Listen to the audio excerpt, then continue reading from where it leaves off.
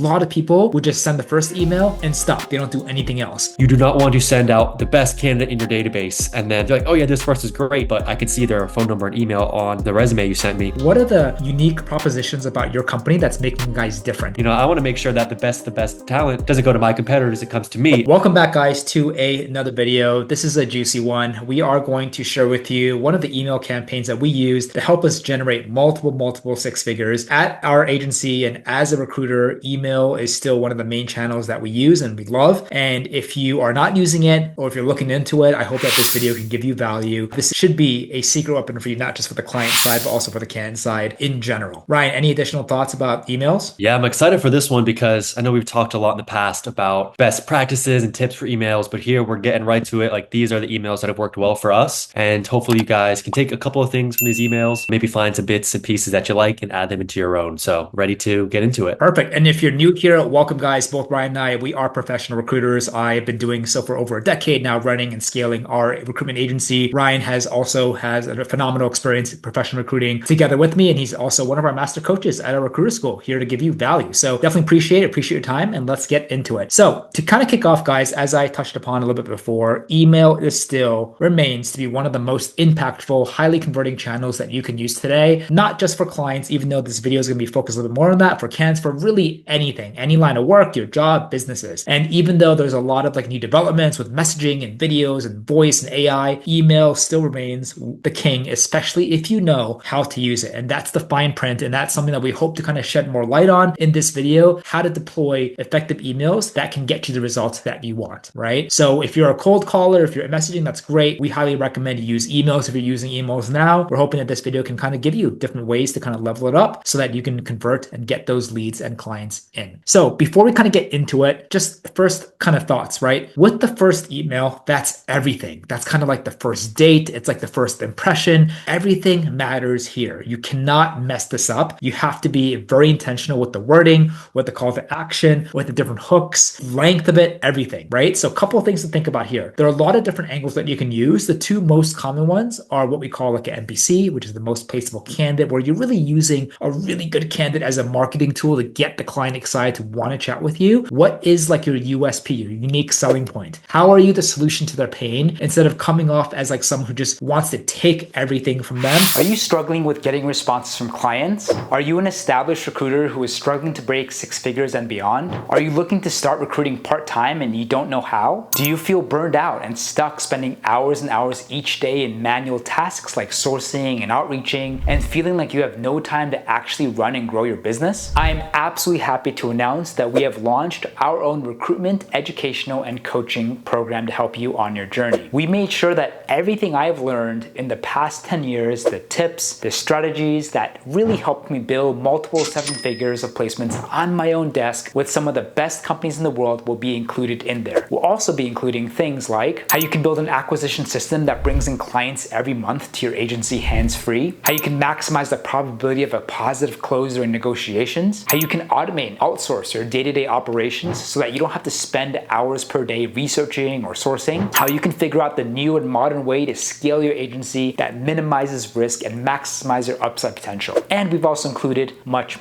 more. The best thing about this is not only will you be getting amazing content, but we will also handhold you and be with you every step of the way to make sure that you are held accountable and you crush your goals. We'll also share with you our own tech stack, tools and plugins we actually use, plus everything else we know about automation and AI to help you save time, work smarter, and not be a slave to your business. The exciting news is that we've actually rolled this out to a select few people earlier this year, and I'm excited to see them well on the way to multiple six figures, with some breaking $30,000 to $50,000 per month already. So if you're interested to be a successful recruiter that can dominate in any market conditions, make sure you click on the link below to chat with another member of our team, and we're happy to chat with you to see if we can help you out. Make sure you jump on this really quickly. See you on the other side. Or you can go to more like the generic value route, but But even though it's generic, like you really have to be careful and make crystal clear what is like your USP, your unique selling point. How are you the solution to their pain instead of coming off as like someone who just wants to take everything from them and just wants their business, because that's the first way to kind of turn it off. Everything else, like tone, are you coming off as like a human? Are you coming off as a robot? Is it too long, too short? Does it have a clear call to action? Also really matters here as well. But Ryan, any unique thoughts to the first email in your perspective? Yeah, to your point, this is that first impression, that first date. And, if you don't have the best first email, not to say it's the end of the world, all is lost, but this is really the most impactful email that you're ever going to send to a client. This is going to be the first time they see your name, the first time they hear any kind of correspondence from you. And you want to make sure that out of all of your emails, this one is the best one. So we'll get into some of the emails we use and what our usual first email is, but it's just really important that you get this one right to set yourself up on a strong track for success with your emails. So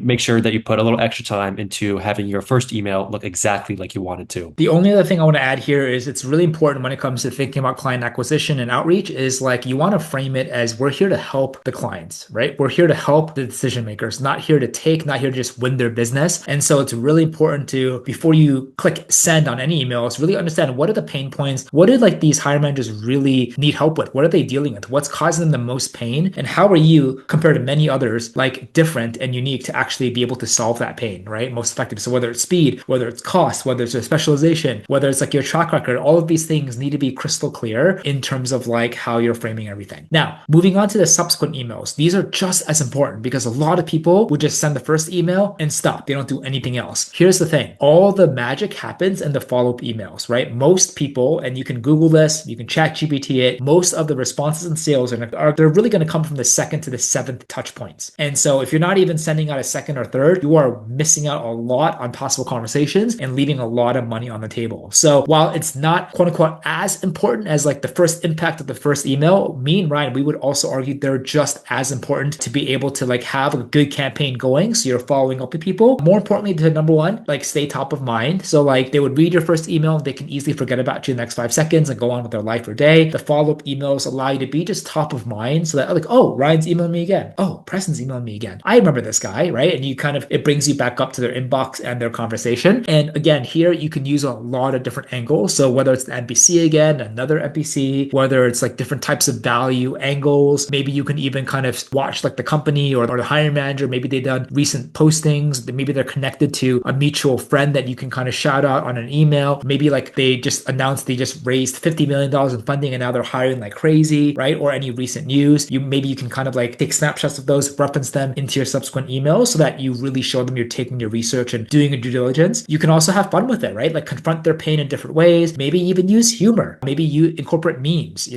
Everyone knows that if you're able to make someone smile or laugh, you just become a lot more memorable than just like someone who is stoic and robotic and doesn't like, elicit any sort of emotions whatsoever. So it's all about being memorable here, but subsequent emails are just as important. Anything you want to add here, Ryan? The last thing I add here is when it comes to the different angles that you'll use in your follow-ups, it's best practice to ensure that you can use multiple of these. So you don't have to just stick with one outreach email sequence and all your emails are just NPCs or all your emails are just humor. You're just throwing in jokes left and right. Like you never know what's going to resonate with someone especially if it's your first time ever reaching out to them. And so that's why we always recommend using different angles in different emails in order to just raise the chances that whatever you're saying, your message will connect with that prospect. And so you'll see that in our coming emails here in this video, but we use different angles in order to just ensure that whatever is really on the mind of our prospect, whatever their biggest pain point is, we have some messaging somewhere in the email sequence that hits on that. And so just being able to utilize different angles is going to increase the chances that you're going to make a stronger connection with a prospect to get that conversation started. So keep that in mind as we're going through the upcoming emails so you can see how we play around with using different angles, different value propositions to essentially garner the interest from the prospect to have a conversation with us. Perfect. Let's go on to the first email, Ryan. What are your thoughts here? Yes, so I won't read out this exact email here, but you guys can see what's on the screen. And we start out with an MPC email, an MPC meaning most placeable candidate. And so what that looks like is you'll have, a quick one sentence to start, and then you highlight a couple of points about a candidate's background that you think would be appealing to a hiring manager. And so we adjusted this template to make it applicable for any role, any industry, but you can see we do have blank sections here for you to put in, what's the role, the name of the role that they're hiring for, what industry are they in, what location are they hiring this job in. And so if you like this email, you can copy and paste this and just just put in whatever relevant info for your clients into it. And the whole goal with this, again, is to give them a candidate who is super exciting, has a super strong background for them to say, wow, this person's awesome. I'd love to chat with them. Absolutely. Let's talk. And so what you can see is we start off saying hi name, and you let them know that this is a personalized email. Now, I'm reaching out because I see that your company is hiring for this position in this industry, in this location, and I have someone who fits the bill. So you want to ensure that your NPC matches everything that you're talking about. So if I say, hey, Preston, I see your company is hiring for a software engineer with Java experience in New York City, that the NPC that you attach is a Java developer in New York City, right? And so when it comes to NPCs, you can create NPC differently. Like you can send a resume that's blinded or a LinkedIn profile that's kind of censored for contact information. Or what we do generally is to just have bullet points. So we'll have 3 or 4 bullet points that just outline the NPC's background. And if you're unfamiliar with the NPC approach, I did want to also highlight, it's super important that if you're sending out this email to a potential client, that you censor any identifying information about this candidate. You do not want to send out the best candidate in your database and then you're like, oh yeah, this person's great, but I can see their phone number and email on the resume you sent me. I'll just go around you and reach out to them. So you want to ensure that you take out any identifying information when you're sending that NPC email so that if this client wants to talk to the candidate, they have to set up a conversation with you, which is our whole goal here. So all in all, this first email NPC is just about telling a client, hey, I know you're hiring for this role. I have someone who's a rock star who would be perfect for this position. Let me know if you're interested in chatting. So that at a high level is our first email we've seen the best results with, starting out with an NPC just like this. Perfect. We're both, and I'm personally just continue to be a huge fan of NPC, guys. This allows your outreach to be the main product that you're selling in addition to you, right? So ideally, if you do NPCs really well, you really want to highlight the NPC, but also maybe highlight a few things about you and your agency that makes you guys different. So collectively as a package, you're really making that value obvious for them to be like, oh my God, wow, I really want to talk to them. But the whole idea here, again, is use the NPC really as a marketing tool. Best practice is to actually have like a real person in mind. You can, and I know recruiters who just make people up and make NPCs up. It's always stronger to actually base this on someone else, because if it's actually based on someone amazing and you actually talk to them, you qualify them, and they actually end up being an amazing NPC for your client. If the client responds saying, hey, do you have a resume? Can I talk to them? Boom. You don't have to scramble being, oh my God, I need to find another NPC. You can just immediately send them over that resume and get that, hopefully that first interview set up. But if you don't get that first interview set up, that's okay, because most of the offers I've done in my entire life have not been from NPCs. It's really using NPC to get that conversation going and then being able to build that pipeline with candidates that are just as good or better, right? But there's a lot of different ways that you can play with it. But again, I think email 1, NPC, making it crystal clear is the easiest way to stand out. Email 2, here we use something that's pretty cool. It's been around. It's not super new, but it's video. And I think the way that's really unique here is that we're actually embedding the video into the email instead of just sending a link, which I think is very unique, because then it just makes your email, number 1, stand out. And you can also like be creative with it. So if you look carefully in this email, you can probably see Ryan's face. You can also see whoever he's reaching out to, and that person can see his own face, right? Which can also make that person pause and be like, hey, what's going on here? And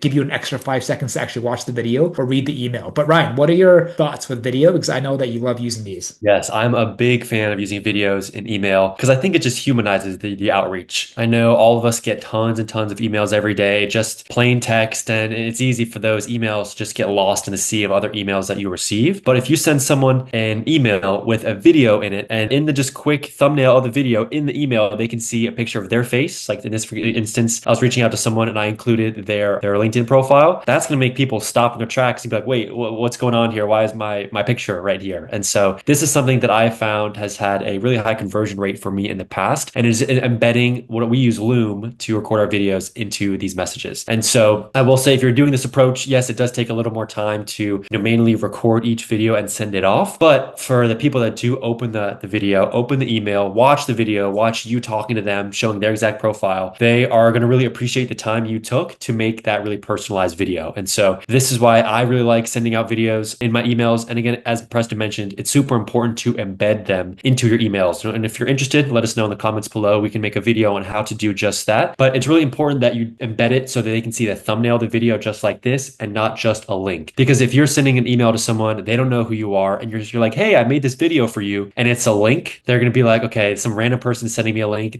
Might be like a scam, or they're phishing, or, this is just not safe, and they might not click the link. So it's really important that you embed the video into the email so they can see, okay, this is actually a legit person talking to me, and they're talking to me specifically. The last thing I'll mention here on video is there's a number of different tools out there that you can use to record videos for outreach, like Vidyard, Loom, that's the one that we use, but also I believe within like the Apple ecosystem, there's ways to screen record as well. So you can do that for free if you're interested. But this is a super powerful way to add some human touch to your outreach. And also to close out, if you can notice that this is a totally different angle than NPC approach. So NPC, that was our value prop, is here's our candidate. In this second email, the value prop is here's a video I made just for you. So just doing what we can to switch up the angle, switch up the value prop to keep it fresh, and also give us more shots at bat to see what will connect with the prospects that we are reaching out to. Love it. Love it. All right. Email number 3, guys, is another continuation of like just playing around with different value angles. So value angle, in my opinion, are strong, but I think depending on the role and the sector, I think that NPC is still the strongest route in terms of converting for clients. But what really kind of dictates whether value angles and weak or strong is really the value, right, that you're actually putting in here. So you got to really nail down a couple of things. As we went over before, you have to really approach with this kind of help mindset instead of a take mindset. You also want to be crystal clear on like, what are the unique propositions about your company that's making you guys different? And you got to be crystal clear. You can't just say the same thing everyone else is saying. Like, are you guys doing anything different? Like, do you have time to fill times that are faster than others? Do you have a great track record? Have you worked with like the best companies in your space? And maybe you can kind of name drop them, or maybe like you have a specialization or whatever, like whatever can you kind of scream from the mountaintops in this email that can make the recipient be like, oh my God, like this is actually really interesting. Or wow, I need to talk to these guys. If you're just like, hey, I run an agency, we help with this role, have a chat with me. They're getting like hundreds of emails like that a week that say the same thing. So the big thing is like, how are you being memorable here while like making sure it ties in with like the specific role type that you're reaching out to and making it relatable to like their line of business, the company, etc., and the industry that they're in. So again, it's all about just being memorable, and most importantly, personable and unique here. All right, email number 4. This really focuses on speed. So what are your thoughts, Ryan? Yes. So all the remaining emails will touch on a different value proposition. And so for this one, that is speed. And again, going to the point of you don't know what's on a prospect's mind when it comes to hiring until you have a conversation with them. So for some hiring managers, their biggest worry is speed. They're like, okay, I need to hire someone today. For other hiring managers, it might be costs. Okay, I need to hire someone super affordably. Or for others, it might be I need to find the best person out there. And so with the rest of the emails, we hit on different angles in order to ensure that we can match the right angle with the right prospect. So for this one, email number 4, we are using the speed approach to say, hey, we can ensure that we can fill your roles very, very quickly. So one thing I want to point out about this email is not only do we talk about, hey, we move quick. So I say, hey, we get you really qualified candidates fast. So not only do we say what we can do, but we also get into the so what element of it. Like, why is it important that we get you candidates fast? So you see the second line here, filling roles quicker means less pressure on your current team and faster progress on your business goals. So it's just a simple sentence, but this puts your email in a whole different ballpark to all the other emails everybody else is sending. Everybody else is saying, yeah, I'm fast. I can,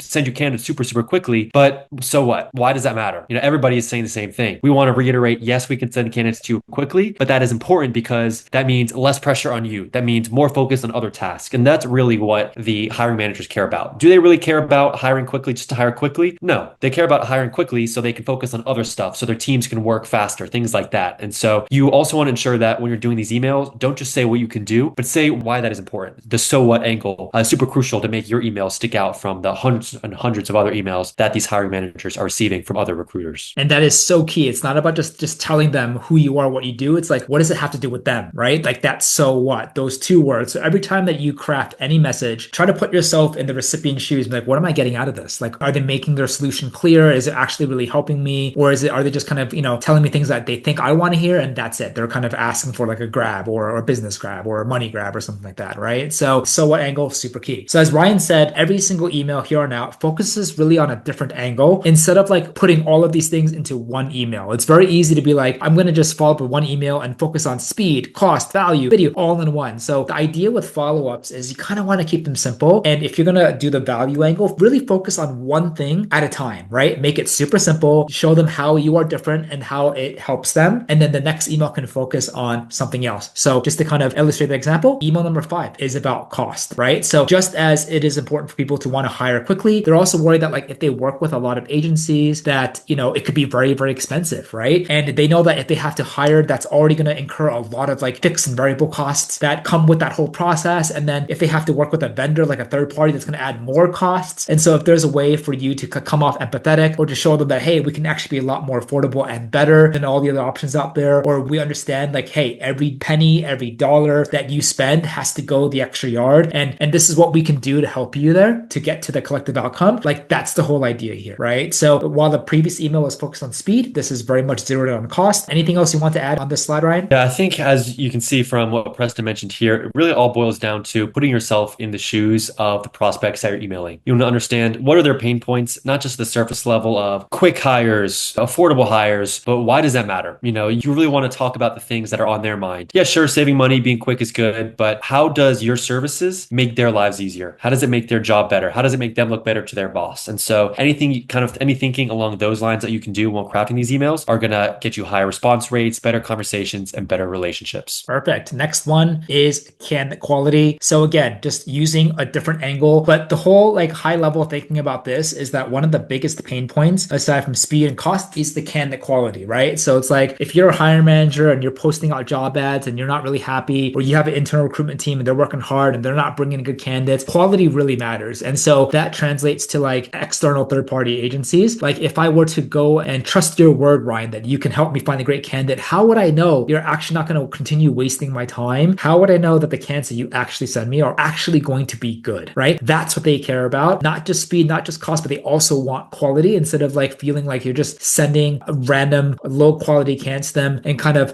throwing stuff against the wall, seeing what sticks. Nobody wants to feel that, right? So here, this is where it's super, super important for you to really make sure that your NPC is on form, that you crystallize, that you have a track record of accessing the best talent. Maybe you can toss in an NPC here. Maybe you can talk about another angle or other unique sourcing or technologies or processes you guys use to really make sure the quality is perfect compared to many others, and just making that extremely transparent in this email. Absolutely. And I think everything you mentioned there also really ties well into last email too, on email 7 about risk, because at the end of the day, there is some inherent risk in a client working with you. Even if you're a fully contingent recruiter, they're risking the opportunity cost of their time that they take to talk with you that could have been used to talk to a different recruiter, or it could be used to talk to, some other stakeholder. And so even if they don't pay you a penny just yet, they still are putting some energy into talking and working with you. And so, maybe there's a situation where the candidates you send to them, they have to share to their boss. And so their own reputation at their job is also a little bit based on the quality of candidates that you send. And so again, thinking about how do I put myself in the shoes of the people I'm emailing, think about what we can do to minimize the risk that this hiring manager will have if they decide to work with me. So one thing we can do is, first of all, making them aware of that risk. So you can see this first line says, a hiring mistake can cost companies up to 30% of the hire's annual salary. That immediately flags in their mind, like, okay, whoa, like you're right. This is, a risky endeavor. But then you got to kind of, assuage those fears and say, all right, we can minimize that risk because, we check for candidates on XYZ criteria. Or one that I like even better is that next line is, hey, we work with clients like so and so and so that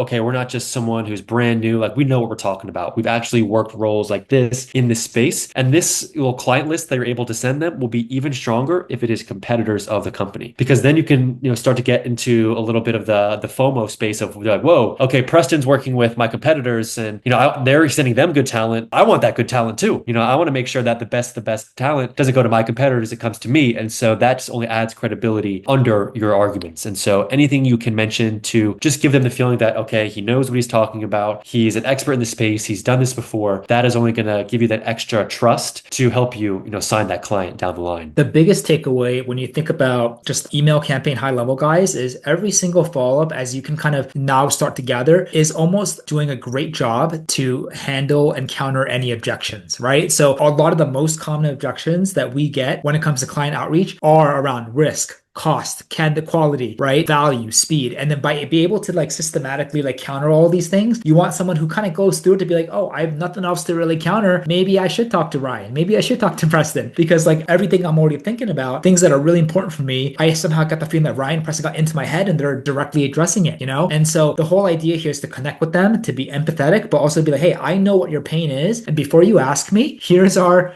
retort. Here's our counter. Here's our response to all the things that are really important for you. And every single time we're countering, we're addressing it, and then still trying to get them onto the calendar, because they're hoping that, hey, the more follow-ups they get, the better they feel about us and more comfortable ultimately to kind of make that decision to pull the trigger. So guys, I hope that you really enjoyed this video. Just want to wrap it up with one final slide, just with a couple main takeaways. So number one, it's really important when it comes to emails or any sort of messaging to be scientific. Like you want to apply like a scientific testing regimented process to it and not change too many things at once. Because if you already have a campaign and you change the subject subject line, you change the body, you change the call to action, you change the value stuff. You don't really know that if there is a response in terms of how people are responding, maybe you got an uptick or a downtick. You don't know what single variable is like resulting in that, right? Because you changed too many things at once. So when it comes to candidates or even clients, just even outreach or sales in general, you always really want to be systematic and just keep it simple, one or two things at a time, okay? Ideally one, just keep it kind of simple, watch data and you iterate. Now to help you do two things or more at the same time is the next point, A/B testing, which is super key. So usually a lot of email automation softwares should have some sort of basic A/B testing functionality where you can actually put two versions of the same email. And then if you send out 10 emails that day, 5 will go to A, 5 will go to B, and you can kind of see, oh, wow, B is working, A is not working. It'll then double down on B. And then if you have B, you can also create like another A version and then test that to make it better. And that's a great way to also scientifically and systematically improve things. So I think where a lot of people go wrong is they listen to one tip, they see one video, they hear one podcast, and they change everything. And if you're getting great results, that's awesome. If you're not getting great results, if you're getting no response, they're like, oh my God, this doesn't work. It's not that it doesn't work. Certain aspects of it might not work for who you're reaching out to, right? So this campaign worked for us. We're specifically in tech and startups. But again, what works for us might not work for you guys in legal, healthcare, finance. But I'm hoping that you guys can kind of really take away the broader skeleton, high level principles behind this video and apply that to your specific market and your chain. Another thing, guys, is making sure you're just sending out enough volume. So you can't just send out 10 emails and be like, oh, I'm just going to watch data. This doesn't work. This does work. You want to get enough data points, right? And typically minimum, you want to have at least 100 to 200 data points. That should be enough to get more clarity on the next direction. So if you're sending out an email, you want to send at least 100 of that version of the email and another 100 of another version and then look at the data. Okay. So it's very, very easy to be like, oh, this doesn't work in like 5 hours in. You're like, I'm changing it. Another 5 hours and it doesn't work. I'm changing it again. Like that's how you can just get into like a never ending flywheel of just like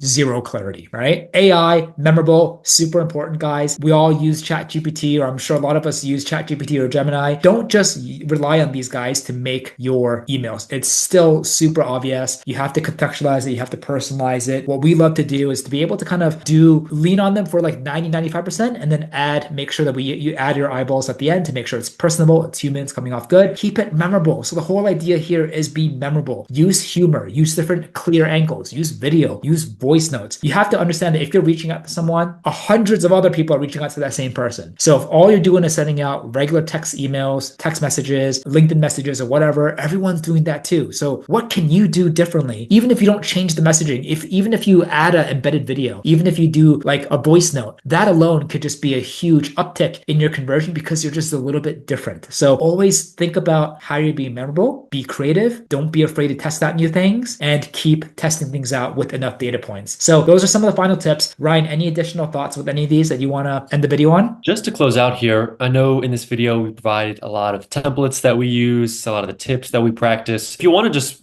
copy and paste these templates, use them yourself, I mean, go for it. I think that's great. But also make it your own. Add in your own bits of humor, or maybe some industry-specific insights, or maybe adjust the tone to make it sound like your voice. And I think the best outreach is the outreach that's effective, but also the outreach that most feels genuine to you. And so anything you can do to just ensure that this email campaign says everything that you wanted to say, but also feels genuine, authentic to you. Not only is that going to make you feel better about the outreach you're doing, but also it'll come off more genuine and authentic to the people that are receiving it. Because I know we've all received tons of AI written emails, and it's not too hard to kind of suss out which emails are or not written by AI. So anything you can do to add your own unique flair, your own unique voice, that's going to help you send out more outreach, but also start better, stronger conversations to start. Cool, guys. Well, Ryan, I appreciate you. I appreciate all of you guys watching. We're here to give you as much value, and we hope that you guys can also continue to just absolutely crush it with your emails and all the outreaches that you are deploying. If you like videos just like these where we can copy and paste and show you guys exactly some of the wording and campaigns that we do, let us know. We're happy to make more of these, but let's make it a great year. Let's make it a great week. Appreciate you guys, and we'll see you on the next one.